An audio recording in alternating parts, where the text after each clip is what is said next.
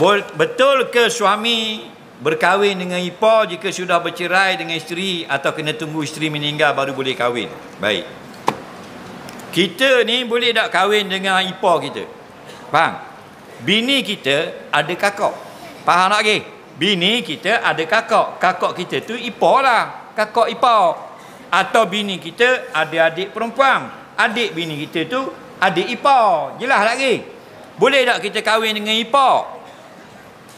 Tak boleh dan boleh. Bila tak boleh? Kalau sekaligus. Faham? Kita kahwin dua, bini kita dua orang bini kita ni adik-beradik, haram, tidak sah. Yang mana kita nikah dulu, hak tu sah. Nikah yang kedua tidak sah. Allah sebut dalam Quran, wa ang tajma'u bainal ukhtaini, dan haram kamu kahwin sekaligus dengan dua perempuan adik-beradik. Faham? Dan macam mana kita boleh kahwin dengan ipar? Dua syarat. Yang pertama, sama ada kita sudah bercerai dengan bini kita atau bini kita mati. Faham lagi? Kalau kita bercerai dengan bini kita, maka jadi kita boleh berkahwin dengan adik ipar.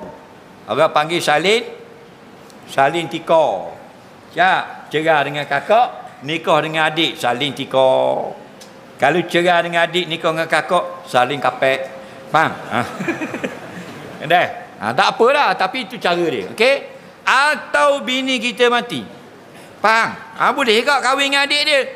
Bini kita mati. Sebab kita tak tahu. Mungkin kita mati dulu atau bini kita mati dulu, betul tak? Hak molek bini kita biar mati dulu. Faham? Guana gitu ustaz? Ada sebab. Walaupun boleh suami mati dulu, isteri mati dulu, tapi sebaiknya biarlah isteri mati dulu. Apa kelebihan isteri mati dulu? Ni nak khabar. Kalau isteri kita mati dulu, banyak kelebihan. Tapi kalau suami mati dulu, kekurangan. Apa kurang dia? Kalau suami mati, isteri kita payah nak datang ziarah kubur kita. Kerana pagi dia nak bangunkan anak-anak sekolah, nak siapkan makanan sekolah, nak tengok beg pakaian, kasut, stokeng dan sebagainya, nak tengok anak naik van, naik bas sekolah dan sebagainya. Lepas tu nak pergi pula ke pasar, nak beli ikan, nak beli tu, nak balik nak nanok nasi, nak basuh baju, nak sapu rumah. Betul tak? Tak ada masa nak pergi kubur suami, rugi. Betul tak? Tapi kalau isteri mati dulu, suami boleh pergi 2 kali sehari ke kubur isteri setiap hari. Boleh membaca Quran di kubur isteri. Bini muda jiru air.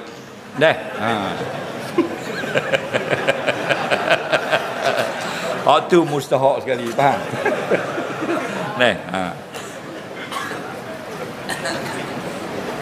Jadi bini kita mati, kita pun kahwin dengan adik dia, sudah boleh sah nikah.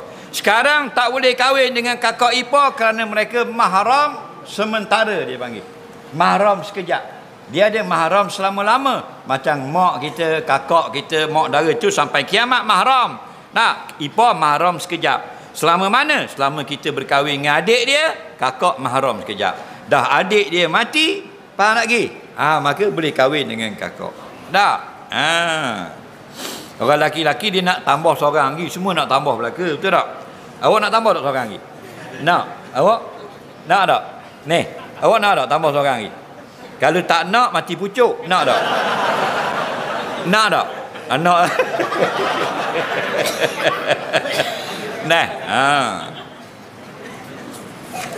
Jadi nak tambah seorang tak payah. Perempuan jangan takut perempuan, kerana orang laki-laki hanya suka berangan-angan.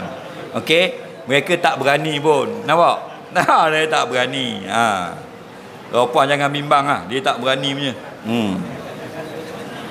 Jangan nak cari penyakit, betul tak? Seorang pun pening kepala kita. Macam radio Tamil, popeng tak?